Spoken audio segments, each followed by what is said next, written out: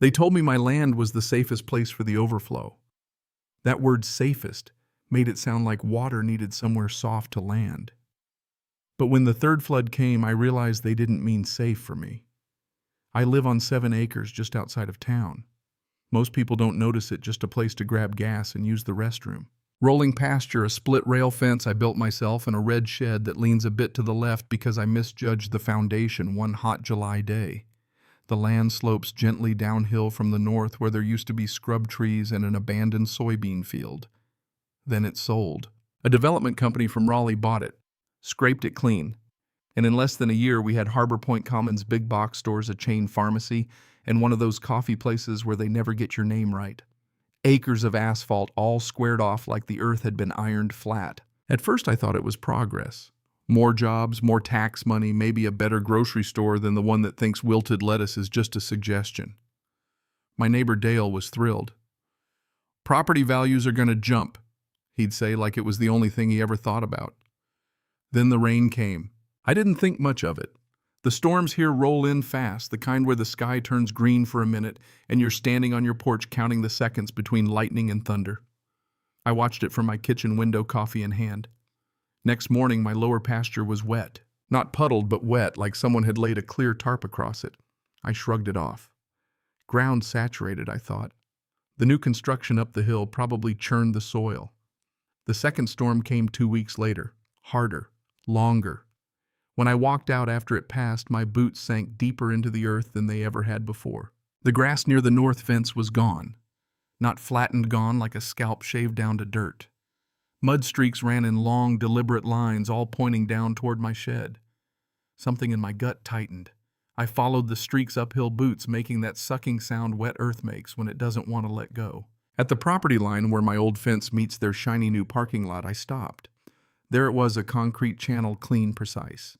And at the end of it, a pipe wide enough to swallow a basketball aimed straight at my land like it had a personal grudge. I just stood there, rainwater trickling out in a steady stream, listening to it hit my soil. You ever watch someone reach into your wallet in slow motion while everyone else acts like it's normal? That's how it felt. The third storm sealed it. No ambiguity, sheets of water pouring down steady like someone had designed it, directed, engineered, like someone had drawn an arrow on a blueprint and labeled it, "Not our problem." My lower field turned into a shallow lake. I lost a section of fence. The shed foundation softened on one corner. I stood there in the drizzle, hands on my hips, and muttered, "You've got to be kidding me." The next morning I drove up to Harbor Point Commons, parked right in front of the leasing office. Glass doors, polished floors, too cold air conditioning. Behind the desk sat a woman in her 30s, sharp blazer hair pulled tight, the kind of smile that feels rehearsed. "Can I help you?" she asked. "I think you already did," I replied.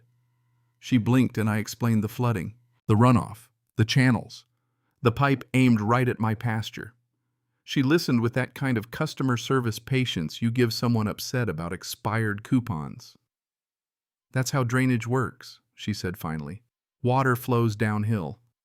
"Sure," I said, "but it didn't used to flow into a lake on my property." "The grading was engineered according to county guidelines. It's natural flow." "Concrete beside flow," I said, nodding toward the parking lot. Her smile thinned. "If you'd like to file a complaint, contact the county."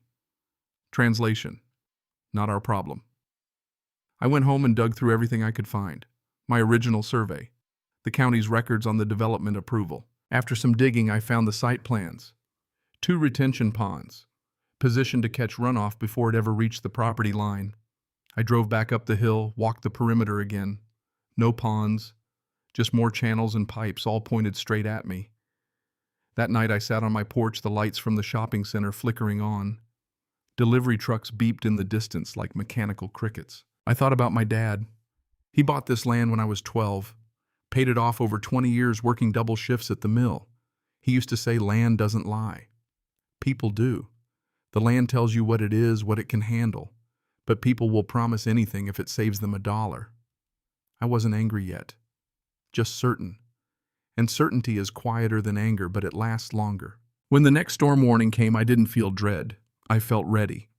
This storm would decide whether I was overreacting or if someone up that hill had decided my 7 acres were the cheapest drainage solution they could find. I called a civil engineer named Marcus Bell. Found him through a friend of a friend. He drove out in an old Silverado with a laser level like it was a briefcase. He walked my property slow, measuring the drop from their lot to my fence. After a while, he stood up, looked at me and said, "They changed the hydrology." I raised an eyebrow. "Increased impermeable surface area," he explained, nodding toward the parking lot. "That parking lot sheds water fast. Without proper retention, all that runoff's going to look for the lowest point." He tapped my soil. "That's you." "What about the retention ponds in their plan?" I asked. He looked at me, then back up the hill. "If those aren't built," he said carefully, "they're not in compliance." Compliance. Not accident, not oversight. Compliance. I called the county's environmental office. Sent photos. A week later, Teresa called me back. "Enforcement takes time. There are inspections, hearings. Flooding doesn't take time," I told her. When the storm hit, I stood by the fence and watched. The channel up top began pouring, a steady, smooth sheet of water sliding off their lot and through that pipe like it had somewhere important to be. It hit my pasture and spread wide. By nightfall, it reached my driveway. I stood there in the dark, flashlight in hand, and something inside me settled. If they were going to treat my land like a retention pond, I'd build one, but not for them. I called a contractor the next morning, showed him the slope, the pipe, the flooding. "You want a wall?" he asked. "No," I said. "Walls fail. Water wins." He nodded slowly. "I want a basin," I said. "Right here on my side. Shallow, wide, legal." Marcus came back, measured properly. The key was simple physics. If I created a basin at the boundary, once it filled, the overflow wouldn't push deeper into my land. It would follow the natural contour back uphill toward the parking lot. We filed the paperwork as an agricultural water feature. Fully permitted, fully compliant. Louise brought in equipment the next Monday. The basin wasn't pretty. It looked like a shallow crater carved along my fence line, raw dirt exposed. Dale wandered over one afternoon. "You really think that'll fix it?" he asked. "It'll manage it," I said. The next storm came sooner than expected. I didn't stand at the fence. I sat on my porch, coffee in hand, watching. The water came hard and fast, again rushing through the pipe, spilling into the basin. It filled quickly, swirling brown and angry. Then it reached the lip, and that's when things got interesting. The overflow didn't surge forward. It crept sideways, slowly, almost politely, moving back uphill along the edge where their concrete met my soil. By morning, I drove up to Harbor Point. There was water near the loading docks behind the grocery store. Not deep, but inconvenient. Delivery trucks idled awkwardly, drivers pacing with hands on hips. I parked and walked the lot. Near the dumpsters, puddles stretched wider than they should. My phone rang before I made it back home. It was the property manager. "Mr. Carter," she said, "we've noticed significant water accumulation near our service entrances. Our contractor believes it's related to a structure you built along the boundary. A basin," I corrected. "Fully permitted." 2 days later, county inspectors showed up during another rain event. They took photos of my basin and the pooling along the lot. One inspector asked, "Where are the retention ponds specified in the original plan?" Nobody from Harbor Point answered. A week passed. Then Evan Whitmore, the developer, showed up. "Mr. Carter," he said, offering his hand. "I represent Whitmore Development. We stood near the basin, now dry under blue sky. He said they'd intended the current drainage configuration to be temporary." "Construction finished 6 months ago," I replied. "I've got photos." He nodded. "Reworking the system would be costly." "So is repairing my land," I said. He adjusted, then asked, "What would resolve this for you?"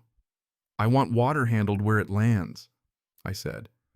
"On your property," he offered compensation. I shook my head. He offered to maintain my basin. No. Then he mentioned a drainage easement. I let him finish. "The basin stays. Any overflow past it is your responsibility, and my field gets restored fully." He agreed. Construction crews returned within 3 weeks. Not with glossy renderings, but with excavators digging out retention ponds exactly where the original plan said they should be. Underground storage units went in beneath part of the lot. My lower pasture took months to recover, but eventually the grass grew back. The first big storm after the work was completed, I stood at the fence again. Water flowed into the newly built ponds, and it stayed there. Nothing poured through the pipe. The pipe had been capped and rerouted. My land remained just wet enough to smell like rain, not like loss.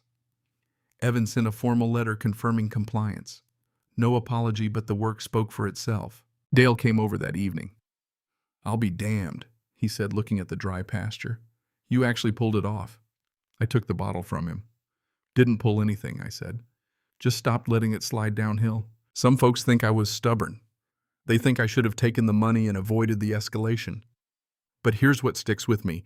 If I'd taken the check, my land would have become a permanent solution to their shortcut. Quietly, legally. On paper, it would have looked clean. But every heavy rain for the next 20 years would have reminded me that convenience beats principle when the price is right. I don't hate Harbor Point. I shop there sometimes. The coffee place still spells my name wrong. But when it storms, I don't feel that knot in my stomach anymore.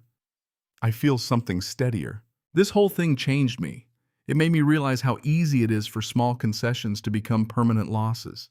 How often temporary really means until someone pushes back. Water follows the path of least resistance. So do people. Sometimes the only way to change the flow is to stop being the easy path.